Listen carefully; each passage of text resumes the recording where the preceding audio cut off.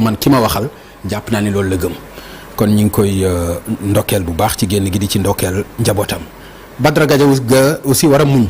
parce que lii nga xam ni moo ko dal dégg nañ ko ba tàyyi ci kii nga xam ni mooy Lat Diop ñaata yoon la ñu dégg Lat Diop bàyyi nañ ko ñu ne non desaat na ci kaso bi donc c'est la énième fois mais fa mu mujjee aussi mooy mu génn kon mën nañ ko njort ci Badara Gadiaga moom itam yóbbante bi mu wax c'est très simple Pape ma ni ko waaw mu ne mooy jàppal ni man demandé wu ma liberté provisoire laajuma ko ñoom ñoo ma fi dugal ñoo ma fi génne demandé wu ma benn yoon liberté provisoire lépp loo xam ne lu ñuy ñaan la ñaanuma ko te samay avocat ñaanuñu ko attekat bi moo xool ba gis ni amul dara lu ñu may toppee ñu war maa bàyyi mais après ñu teg ci seen loxo loolu nag mënuma ci dara kon loolu nga xam ni itam wax na ko mënuñu def lu dul jotali ko ñi nga xam ne ñooy ay soppeem moom Badara Gadiaga di ko dalal te di ko wax ni itam wax dëgg yàlla place am du foofu ak ñu bari ni ñu mel ni ñoom loolu mën nañ ko wax ci Abdou Nguer daanaka juróom-benn weeri kaso nga tëdd ko ñetti weer lañ la tëj lu ko gën a metti daanaka loolu itam amul wax fa dëgg yàlla ci xale donc ñu jàpp rek que ni justice bi war nañu mën a xoolaat bu baax a baax liggéey bi amuñu dara nag luñ ciy ŋàññi wax dëgg yàlla waaye xoolaat bi daal am na ci solo loolu moom vraiment dañu ne woon nañ ko wax ñeneen ñi nga xam ni itam ñoo nekk ci kaso bi ak ci wàllu bu ñu mën a féetee yàlla na leen fa yàlla génne ci jàmm ak salaam tey nag ñu am kenn koo xam ni kenn la ci justice bi moom dafa demoon ba gis ni wax fa dëgg yàlla ni justice bi di doxee gënul mu génn ci waaye ci magistrature bi moom juge Ibrahima Hamidou Dème jiite parti politique bii di éthique moom la ñuy recevoir mbokk yi tey ci seen émission Faram Facce ak télévision Futur Média maa ngi lay nuyu juge Dème. Pape Ngagne Ndiaye maa ngi lay nuyu di la sant di la gërëm ci sa invitation di nuyu mbokki téléspectateurs yëpp ñu ñuy seetaan fii ci Sénégal ak ci bitim réew. di kontaan di ñëwaat fii ci Faram Facce. merci beaucoup Ibrahima alors xaw naa am benn introduction bu ma def am benn commentaire boo ciy def ci li nga xam ne wax naa ko. waaw introduction bi nga def fi nga tàmbalee fa laa bëgg tàmbalee di sargal Youssou Ndour. nga xam c'est un monument culturel sénégalais. yàlla may ko depuis une 50aine d'années muy briller di porter le pays culture Sénégal fépp ci àdduna bi Grammy Award mooy sargal yu gën a am solo ci àdduna bi ci côté musique yàlla may ko mu amoon ko yaa une 30aine d'années mu amaat ko bi yoon loolu nag comme li nga wax nii ndamu Sénégal la mais tamit vis-à-vis des jeunes vis-à-vis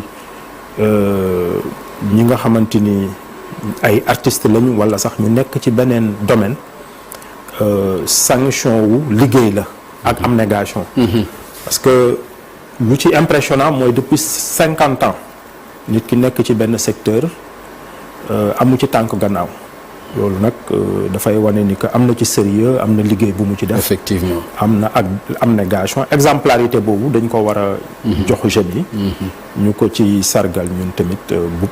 bu baax a baax. leneen li di mbirum justice li nga wax li tudd nga man Badara Gadiaga laa ci gën a xam. te li ko waral mooy Pape Ngagne Ndiaye fii laa ñëwoon jàkkaarloo. il y a quelques mois. ma partagé ak moom plateau bi. ñu jóge fa ñu échanger ay numéro ñaari fan avant émission bi nga xamante ni ci lañ ko jàppee man fekkuma woon fii ci réew mi mais 2 jours avant l'émission mu woo ma daan ma consulter par rapport ak thématique émission bi loolu am lu muy wane. mooy wóolu bu ma wóolu benn mais ma gis tamit nit koo xamante ni nit ku rigoureux la. te laaj yi li muy laaj yëpp mu ngi may wax ni ñàkk wax rek loo xamante ni aw ma fu ma ko teg. te day yàgg wax ni day def kéemtalaay kattanam di wax dëgg mais du tooñ. loolu waral man bi ma déggee coow li dama reprendre émission bi seetaan lépp ba mu jeex. wax dëgg yàlla amul fenn foo xamante ni gis naa war na mën a tax nit ñu topp ko ci waxuma sax arrêté xam nga nit mën nañ ko topp sax fekk ni arrêté wuñ la wala tëjuñu la mais topp sax waru ci woon am yaakaar naa ni émission boobu ñu bëri ñoo ko seetaan sénégalais yu bëri ku ne mën na àtte nit nag su fekkee ni mu ngi nekk un homme public di faire preuve d'exemplarité parce que maa ngi koy wax ci Youssou Ndour di wax li muy wax di ko teg ci dëgg di ko teg aussi ci ay teggin parce que gisuñu fenn foo xamante ni débordé na fa saaga na wala leneen yaakaar naa ni place am du kaso leneen li mooy acharnement bi ñu gis parce que moom juge bi xool na dossier am ba jàpp ni waratul nekk kaso su ko bàyyee recours bi parquet def appel bi lu doy waar la man bi ma déggee ni parquet dafa def appel parce que parquet amoon na occasion pour racheter wu parce que gis nga Pam Ngagne Ndiaye liberté dafay loo xamante ni dafa am solo ci nit liberté nit magistrat yi dañoo am benn pouvoir boo xamante ni keneen amu ko man mës naa ne ni bi ma démissionné maa ngi def sama première émission may naan magistrat am na pouvoir boo xamante ni président de la république sax amu ko. mais est-ce que loolu ëppul aussi est-ce que loolu du jox dëgg le premier ministre ci li muy wax ci ñoom que pouvoir bi ñu am dafa ëpp ak aussi jot na aussi ñoom ci seen régime ñu xool naka la ñuy def ba itam bu ñu leen waree topp ñu topp leen est-ce que li nga wax nii du jox dëgg loolu. waaw seen pouvoir yu ëpp yooyu nga xam ni reconnaître nga ko. waaw pouvoir boobu pouvoir bu am solo la. mais est-ce que noonu la war a demee noonu la war a demee réew xam nga mën nañ naan ni pouvoir président dafa ëpp wala pouvoir premier ministre dafa ëpp mais ñoom par rapport ak li constitution lu mu leen jox gis nga magistrat yi au terme de l'article 91 de la constitution ñoom ñooy garant des droits et libertés ñoo leen di garantir man fa laa doon waxee par rapport ak parquet bi dañoo ne le pouvoir judiciaire est garant des droits et libertés définis par la constitution. Constitution bi dafa commencer ci préambule bi droit ak et liberté yi mu wax yépp ñu ne lii magistrature moom moo koy garantir magistrature moom moo war a arrêter benn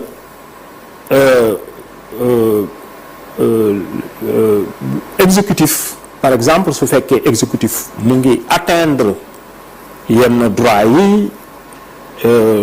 des citoyens. ci leeral exécutif mooy li ëmb gouvernement jóge ci président gouvernement ak leneen ci premier ministre ba ci ministre de la justice. ba ci police ba ci gendarmerie ba ci leneen. c'est important. ñoom ñoo koy arrêter. ñoom ñoo koy garantir ñoom ñooy garant bi. ñoom lañ ko jox. loolu nag ku ko comprendre dëgg da nga xamante ni lu ëpp solo ci nit ci ay droit moom mooy sa liberté. effectivement. sa liberté lii war a tax nag ñu dindi ko loolu da nga war a am une violation grave et délibérée de la loi ñu ne la yow jéggi nga yoon violé nga la loi violé nga ay charte réew mi dañ la war a teg ci yoon waaye koo xamante ni juge parce que juge moo yore dossier bi juge moo ko inculpé juge moo ko placé su demee ba ci biir xool ni kii waratul nekk kaso. yaakaar naa ni parquet ci boppam war na am benn liberté parce que gis nga concept foofu c'est sûr que peut-être parquet jot na instruction. jot na instruction mooy lan. jot na instruction de l'exécutif. xam de nga l'exécutif parquet mooy lan. procureur. procureur de la République. waaw. xam nga dañoo ne dafa nekk ci hiérarchie judiciaire bi. hiérarchie bi ci kaw ministre de la justice moo fa nekk procureur général ak procureur de la République moom mën na jot ay instructions article 25 code de procédure pénale dafa ne le procureur de la République peut recevoir des instructions. war na mën a jot instruction léegi nag débat bi yépp moom mooy war na mën a jot instruction de poursuivre mais warul mën a jot est-ce que mën na jot instruction de ne pas poursuivre wala ay instruction de faire appel ak yeneen yi su fekkee c'est dans l'intérêt de la loi dans l'intérêt général jàpp nañ ni war na mën a jot ay instructions. Par exemple affaire terrorisme affaire boo xamante ni dafa am incidence crime bu graaw bu ñu commettre ay ci ay faux monnayage ak yooyu nga xamante ni intérêt réew mi mu ngi en jeu. loolu procureur war na mën a jot instruction war na ko mën a exécuter mais su fekkee ay affaire de diffamation ak yeneen yoo xamante ni ay délits d'opinion wax dëgg yàlla ay délits d'opinion la. loolu man lu ma ci wax mën na ci jot instruction mais mën na ko bañ a lié. mën na ko bañ a lié te instruction de poursuivre sax procureur mën na ko jot mën na poursuivre mais am na loo xamante ni aussi moom ci ay pouvoir propre am la moom mooy xool. par exemple instruction bi baal ma instruction bi naka lay demee day demee comme ni ko premier ministre waxee mooy su waxee ministre de la justice toppal diw dafa war a topp diw. est-ce que instruction bi noonu la war a demee. ministre de la justice. waaw mën na jot ci premier ministre walla ci keneen man dama jàpp ni premier ministre sax bokkul ci hiérarchie judiciaire président de la république la directement ministre de la justice parce que dafa am ay départements yoo xamante ni ce sont des départements de souveraineté. Justice, finance, affaires étrangères, armée. Yooyu sont des départements de souveraineté. Yooyu président de la République directement lay traité ak ministre bi. mën na passer par-dessus le premier ministre. Bien que moom mooy chef du gouvernement bi mais yooyu département de souveraineté la. Léegi su président joxe instruction répercuté ko ministre de la justice premier ministre de la justice répercuté ko procureur général. kon yow su ma la déggee mooy instruction warul jóge ci premier ministre. warul jóge man loolu sama conception la un premier ministre bien que chef du gouvernement la mais warul mën a joxe instruction parce que justice nu mu demee département bi parce que sooy xool logique bi moom mooy man bokkoon naa conseil supérieur de la magistrature. su fekkoon ni dañoo jàppoon ni premier ministre war na ci mën a bokk premier ministre dafa war a bokk ci conseil supérieur de la magistrature. mais bokk ci. mais conseil supérieur magistrature à part magistrat yi ko composé président la ak ministre de la justice. il paraît que am na benn premier ministre sax benn jour bu musoon a bëgg bokk mais dañ ko ne mënoo ci bokk. waaw léegi nag li may wax mooy instruction mën na am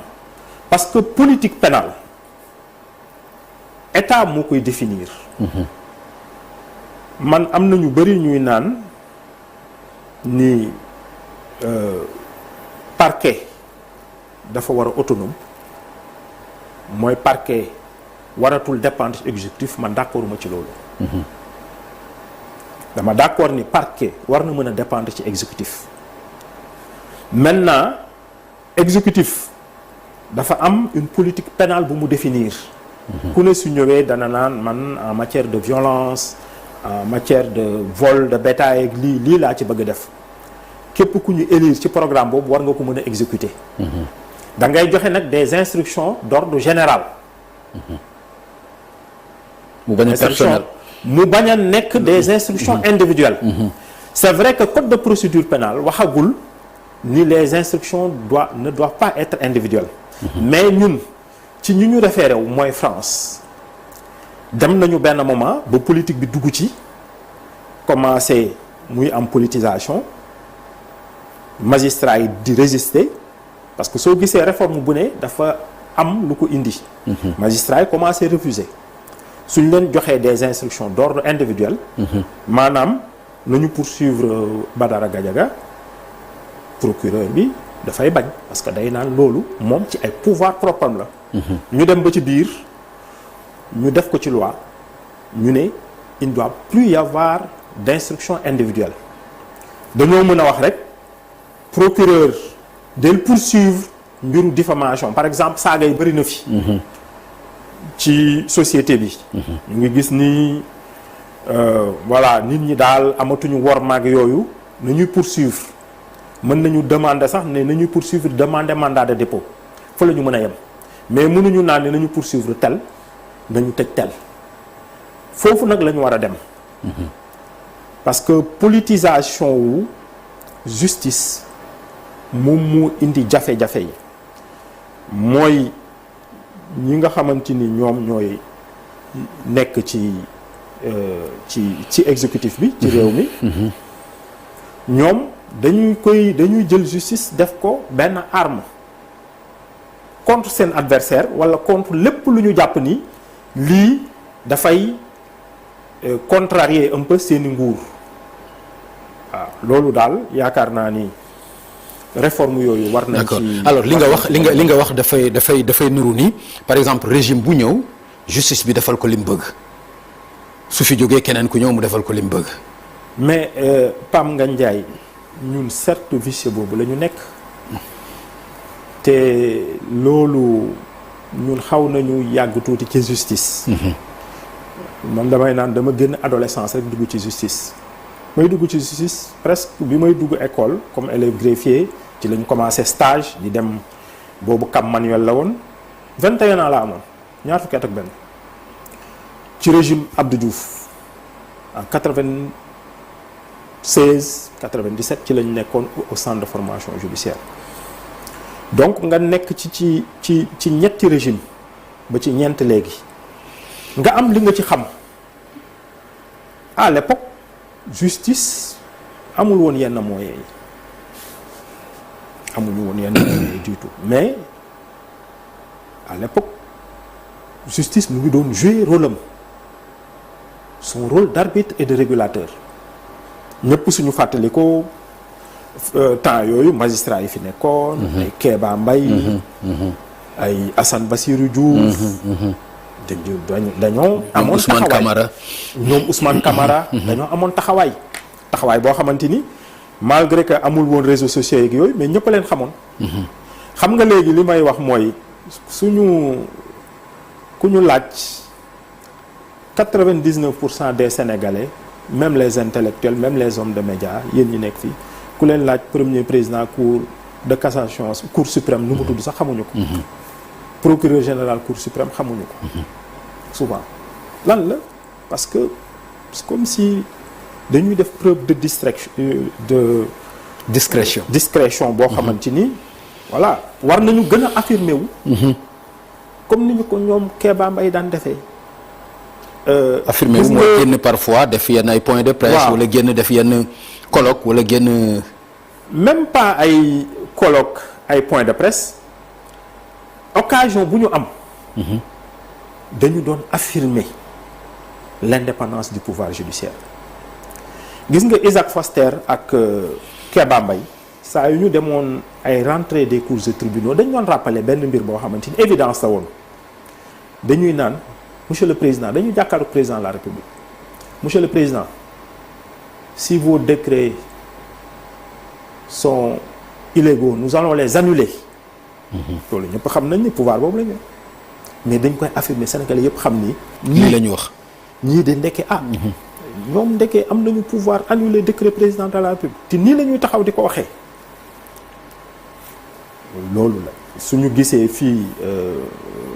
fa Kéba Mbaye ni mu taxawoo woon ne ci prestation de serment Abdou Diouf en 1981 monsieur le président les Sénégalais sont fatigués ñu gis Assane Bassirou Diouf en 1991 rentrée des cours et tribunaux mu profité ci wax ni nañu supprimer le ministère de la justice waruñu am tutelle parce que nous sommes au pouvoir voilà indépendance ñeneen ak yeneen voilà maintenant ñu gis fu justice depuis 2000 ay problème am na waaye année yi passé dafa exacerbé wu ba man li ma ciy rappeler du ma sonn nag di ko rappeler parce que yaa ngi wax ni cercle vicieux la cercle vicieux nag dañ koy casser mais volonté politique moo ko mën a casser et paradoxalement yëpp li nga koy laaj duñ ko def ñi nga koy laaj mooy ñi fi nekk parce que il faut une volonté politique gis nga Pam Ngagne Ndiaye bi programme Macky 2012 muy yoonu yokkute yaakaar naa ne c'est le point 18 dañoo waxoon ci pouvoir judiciaire ñoom suñu ñëwee lu ñuy def yi réforme yi ñuy indi ñu wax ci lu am solo ne ñoom suñu ñëwee dañuy réformer le conseil supérieur de la magistrature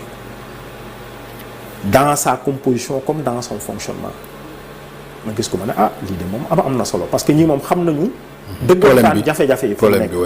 parce que jafe-jafe yi foofu la ci nomination magistrat ci désignation yi tout à fait ñu toog pendant 12 ans 12 ans il faut aussi ñu leen koy rappeler ñoom 12 ans amuñu benn volonté politique def loolu moo tax may fàttali li Kéba Mbaye waxoon en 2006 leçon inaugurale à l'université dafa ne ñi fi nekk nii actuellement ci nguur bi nañu def très attention nañu jox doole pouvoir judiciaire parce que seen sécurité la ñoom seen bopp imaginez su fekkoon ni ñii nekk léegi dans l'opposition waa Benno Bokk Yaakaar dina justice bi ñu ngi koy instrumentaliser ñu ngi koy teg seen kaw buñ ko réglé woon defoon nañu ñoom li leen waroon ci justice defoon nañu des procédures te ñëpp xam nañ ko nit ñi bind nañu am na ñu bind UMS ci boppam bind na magistrat yi ci boppam ñoo njëkk a bëgg réforme conseil supérieur ñoom ci seen bopp ñoo njëkk a bëgg ñu am indépendance ñoom ñoo njëkk a bëgg mu am des procédures yoo xamante ni ce sont des procédures transparentes des procédures yoo xamante ni dafay permettre nomination wu magistrat yi nekk di répondre à des critères objectifs pour que magistrat suba ak jàmm du jàppee ni poste bu mu yore daf ko vraiment donc homme politique moom moo ko jox parce que appétit de carrière fépp foo dem day am donc ñi fi nekk nañu xam loolu Kéba Mbaye bi mu koy doon wax ci nguuru Ablaye Wade la moom ci njabootam gis na bi mu fi jógee am na ñoo xamante ni justice dal nañ ci seen kaw te du lenn lu dul mbiru politique ñii nga xamante ni ñoo fi jógee yàggul motul sax ñaari at ñu ngi naan ni justice bi mu ngi dal seen kaw ñi fi nekk aussi nañu xam ni que lu mu yàgg-yàgg dañ fiy jógee te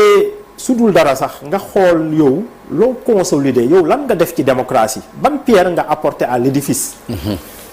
yan réforme nga indi suba ak jàmm parce que yaa ngi xam nga président Abdou Diouf lu ko ñëpp di nawee ba tey lu ñuy wax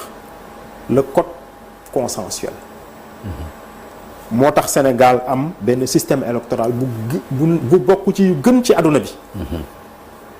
loolu way boo xamante ni du mës a fay 92 way 92 ba tey way boo xamante ni du mës a fay yaakaar naa ne képp ku fi nekk war na bëgg postérité mën a reconnaître ni am na loo fi def te ñëpp xam nañu lu ñu war a réformer gis nga nguur bi ñoom bi ñu ñëwee dañoo defuñu sax ñaari weer ñu def état généraux sur la justice way ñëpp rafetlu ko parce que ñëpp xam nañu ni loolu moo nekkoon sur priorité mais bi ñu ko defee conclusion yi depuis juin 2024 ñu ngi ko déposé ba tey amul ci benn poñ buñ ci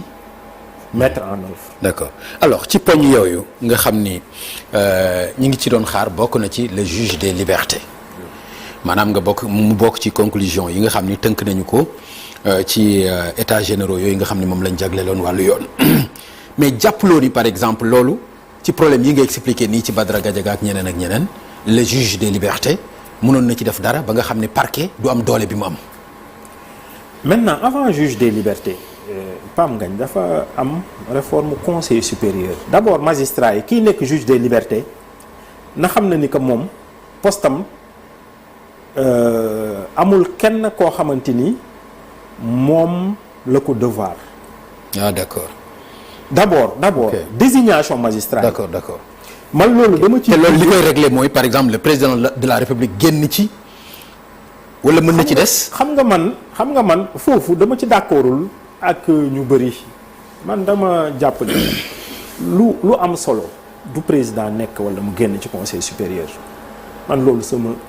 xalaat la parce que ñun ñi ci nekkoon c'est symbolique mais lu ëpp solo moom mooy mu am des procédures transparentes et objectives nga xamante ni dañuy naan ni magistrat bii. waaw par exemple ñu ne poste premier président cour d'appel Dakar sera vacant dans 6 mois. ñu def appel à candidature. ok.